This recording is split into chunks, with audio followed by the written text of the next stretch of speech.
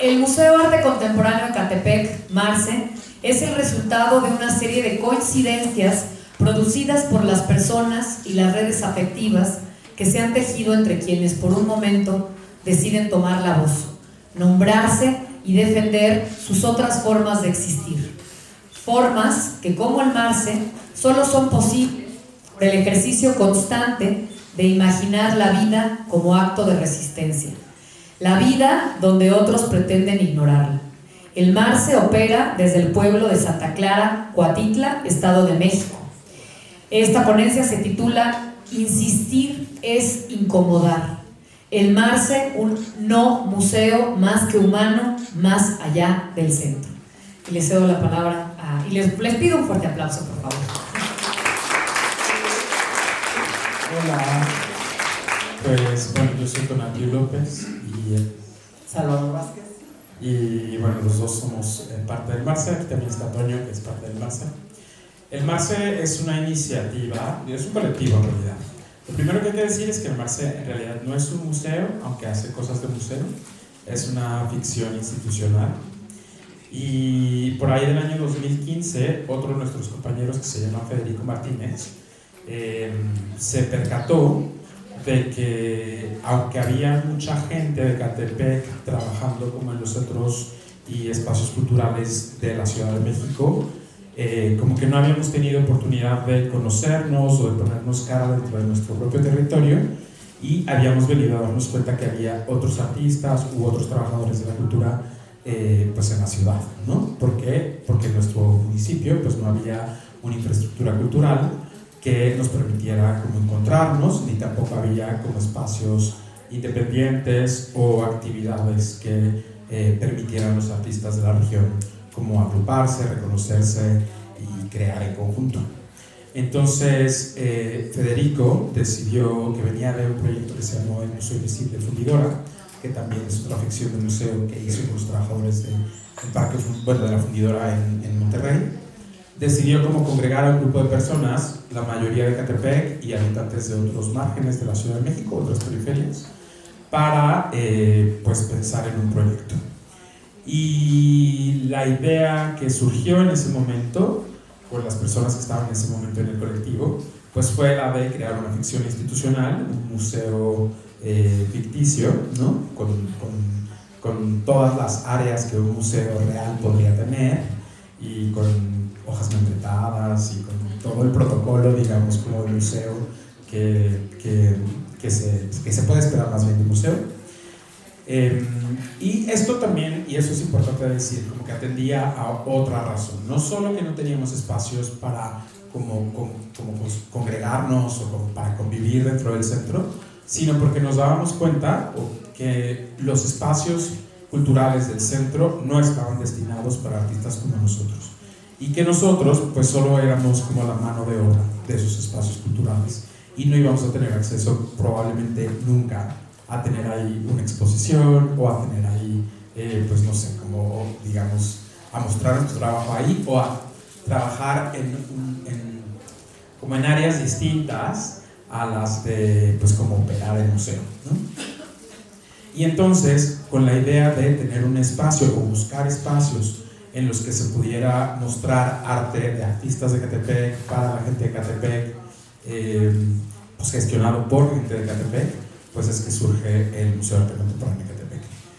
Ecatepec es un municipio enorme, si nos ayudan como a darle a la que sigue. Bueno, una de las primeras cosas que hicimos respecto a la foto anterior, si regresan tantito, era subir al cerro. Nosotros activamos, como decía Begoña, desde el pueblo de Santa Clara, Cuatitla, que es el pueblo del que yo soy originario, que es un pueblo originario de Ecatepec. Ecatepec está conformado por 9 pueblos originarios y otras muchas colonias que son más bien como de origen moderno. Y eso quiere decir que Ecatepec tiene una historia que es previa incluso a la expansión de la ciudad, aunque la narrativa diga que es una ciudad dormitorio, aunque la narrativa diga, ¿no? O sea, por ejemplo, desde Ecatepec se hace la lucha de los aztecas contra los señores de Chalco por el lago de Texcoco, ¿no? Por como adueñarse de ahí, de algunas zonas como de Magallanes para tener el dominio sobre el pulque. Entonces es un pueblo que tiene una historia pues como antiquísima, aunque esa historia pues no está como en ningún lugar oficial y más bien está resguardada como entre la memoria oral y algunos documentos, la tira de la peregrinación sale en Ecatepec. Pero pues eso, no era una historia que corriera por ahí, ¿no?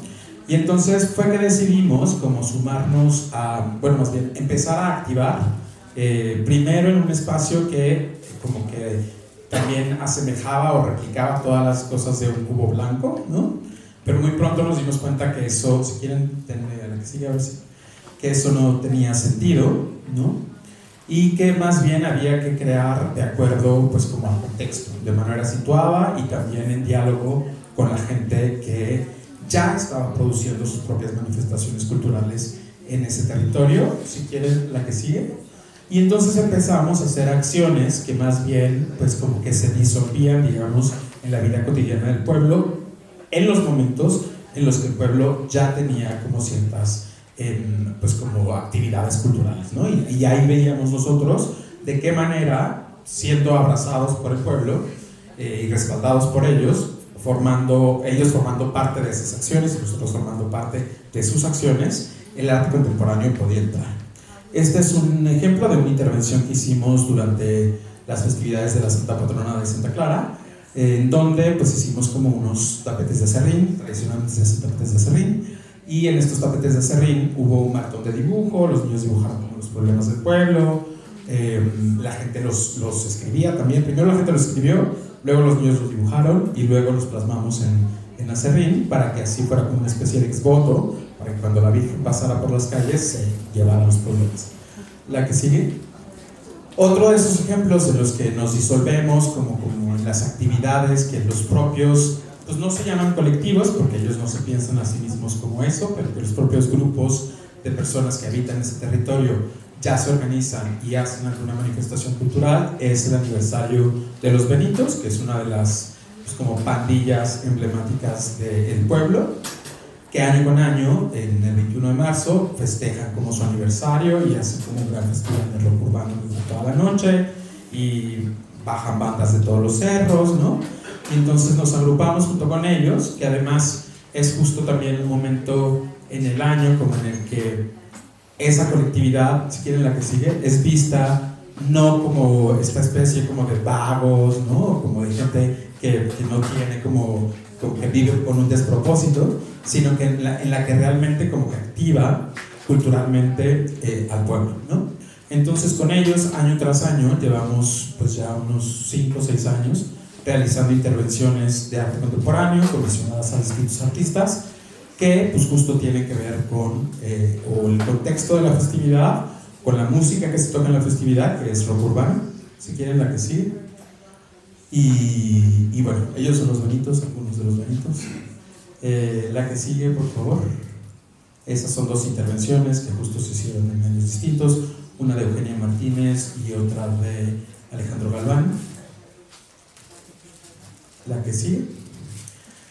Y bueno, también esto nos ha llevado como a rescatar la historia de otras colectividades que han activado en nuestro pueblo o en la región, como trabajando de la misma manera, un poco como vinculando la cultura con los activismos o haciendo activismos, aunque en su momento pues no se pensaba de esa manera. Estas son fotos de una exposición que hicimos en las calles con fotomurales del archivo del arquitecto Cuauhtémoc Ramírez, que él formó parte de un colectivo anarquista que se llamaba el Ejército del Trabajo, que fueron quienes hicieron las primeras urbanizaciones del Cerro Gordo, que el Cerro Gordo se vuelve después un lugar muy importante para nosotros y donde hacemos también una especie de lucha, que es donde ya entra la parte como de museos más que humanos, ¿no? O de no museos más que humanos.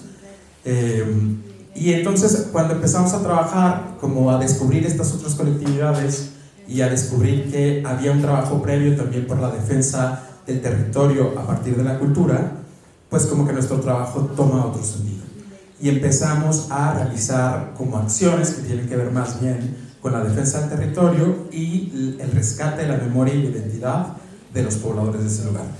Solo hay que decir rápidamente, si quieren la que sigue, que, pues, por ejemplo, yo crecí en un Ecatepec a principios de los 90, en el que había un río, en el que las calles no estaban pavimentadas, en el que se podía nadar en ese río, en el que subíamos al cerro a cortar nopales, a cazar caracoles, y en una cuestión como de 5 años, en el 90 al 95, que hay que pensar que en esos años la Ciudad de México y la zona conurbada crecen 2 millones por año, ¿no? Entonces pasa de tener como 12 millones a tener 18, y Ecatepec es una de las zonas que empezó a albergar a esa gente, pues cambió muy drásticamente y perdimos todo eso, ¿no? Y es ahí donde el rescate de esa memoria es importante, y ahí le doy la palabra más bien a Chava, que fue quien entró a jugar un rol muy importante en ese sentido. La siguiente, por favor. Ahí fue cuando empezamos, por ahí del 2017-18, a hacer una labor de investigación dentro del museo, que fue una investigación, un diagnóstico socioambiental, porque como ya menciona Tona, el cerro, que fue el último, que era prácticamente ya el último reducto de naturaleza que existía en el pueblo de Santa Clara Coatitla, pues tratamos de acercarnos a ese cerro y tratamos de entender qué es lo que pensaban las personas en términos de ese cerro. Entendimos que las personas les tenían miedo a ese cerro, que no se querían acercar a ese cerro, y había generaciones que, como Tona, o generaciones mucho más grandes, habían en su momento subido y tenían 20, 30 años sin subir ese cerro, y no estaban llevando a sus hijas, hijos al cerro porque creían que era un lugar al que ya no se debían subir, ¿no? Entonces así fue como que empezamos a hacer investigaciones en torno a cómo, pues, las personas de Santa Clara Coatitla se vinculan o no con la naturaleza, con lo que llamamos naturaleza. La siguiente, por favor. Y ahí fue una activación que hicimos con Antonio Morroy, que fue Meteoros para el Temporal, en el que trabajamos con niñas y niños. Hicimos bombas de semillas, que son una mezcla de barro, composta y semillas que son nativas de Ecatepec, y también las y los niños mostraron en estandartes, en un taller previo que tuvimos, pues cómo es que se imaginaban ese cerro. Entonces, otra vez tomando las tradiciones del pueblo, hicimos una procesión en la que, con músicos, sin cohetes porque contaminan mucho, pero sí con músicos, avanzamos en una procesión con las y los niños hacia el cerro, y a manera de ofrenda lanzamos las semillas, las bombas de semillas al cerro, ¿no? Entonces, esa fue una activación que de las niñeces empezamos como a activar esa relación de las personas con la naturaleza, insisto, en este último reducto de la Sierra de Guadalupe, que en la Ciudad de México lo conocemos como el Tepeyac, que todavía existe en la ciudad. La siguiente, por favor.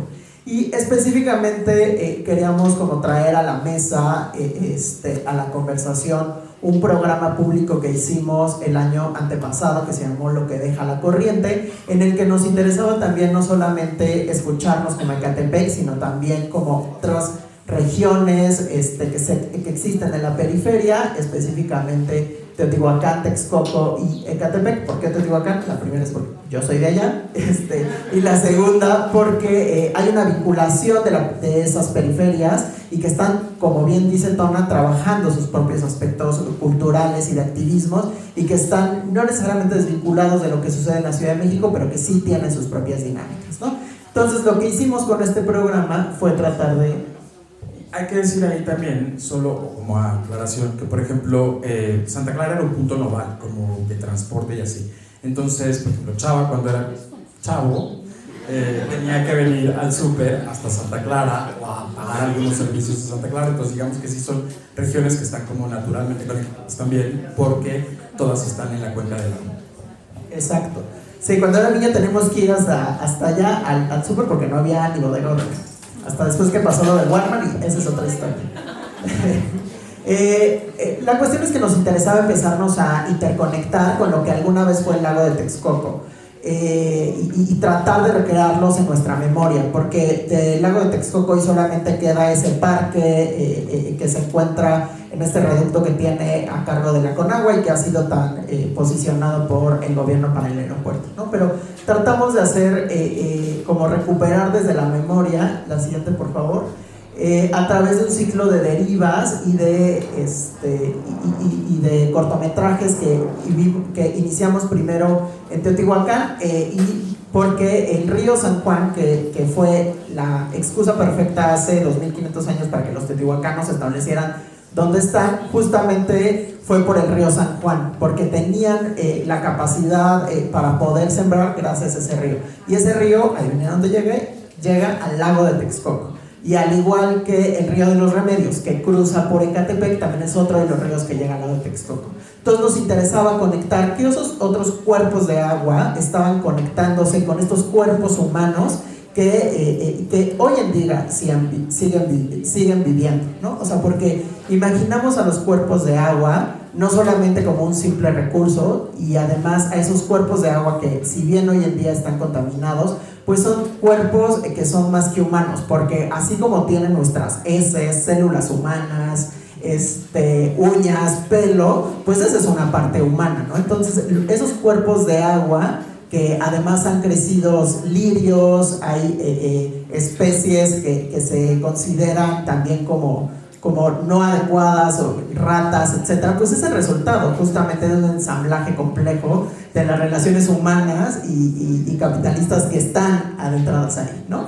Y qué cómodo es para las personas poder simplemente rechazar esos espacios, esos cuerpos, insisto con la palabra de cuerpos, qué fácil es rechazarlos, qué fácil es no tratar de escuchar su voz, porque aunque no hablen nuestro propio lenguaje, tienen una voz y comunican cosas también, ¿no? Entonces, este programa fue un acercamiento a ello. La siguiente, por favor. Y en el que fuimos recorriendo ahí diferentes espacios. Esta fue una comida que hicimos con la señora Emma. La señora Emma en Teotihuacán formó parte de un colectivo que en los 80s se defendió defendió en armas literalmente el Valle de Teotihuacán para que no extrayeran el agua y que viniera a la Ciudad de México, siempre la Ciudad de México extractivista, y nos interesaba por supuesto acercarnos a esas colectividades que estaban trabajando. En el caso de Teotihuacán trabajamos con la Red de Juventudes Teotihuacanas, que es un colectivo que está activando en el territorio por la defensa que existe ahí. La siguiente, por favor. Y también estuvimos trabajando con pilares en Martín Carrera. Ese cerro que está ahí es el Cerro del Guerrero, en donde desafortunadamente hace unas semanas se descubrieron cuerpos de personas, y algunos colectivos fueron a buscar ahí los restos de las personas que pudieran estar. Y nos encantó subir ese cerro porque queremos que ese guerrero, porque se llama el Cerro del Guerrero por Vicente Guerrero, pero queremos que ese guerrero está luchando contra la urbanización. También muy cerca de ahí está uno de los más grandes acuarios que se ha construido en una zona de escasez de agua, ¿no? Entonces nos interesaba problematizar eso. Ese día de ese ciclo de cine llovió, entonces fue icónico.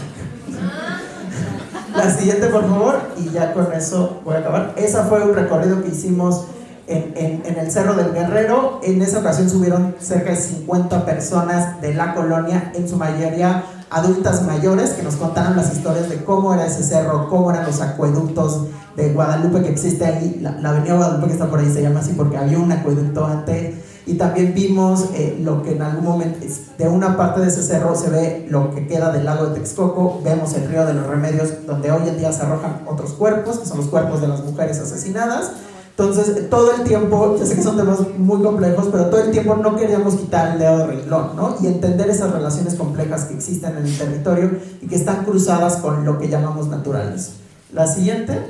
Y finalizamos en el municipio de Papalotla, en el Estado de México, aquí con la colectiva Tuxtin, que trabaja en cine desde las periferias, e hicimos un ejercicio imaginativo de cómo los ríos hablan entre ellos, y también nosotras escuchamos a esos ríos y formamos parte de un ensamblaje más que humano. Insisto con lo que más que humano, porque no solamente hay voces excluidas humanas, sino también hay otras voces que nunca hemos estado escuchando, y hay otras voces que, insisto, no hablan un lenguaje humano, y tal vez no tenemos que inventar un decodificador para escucharlas.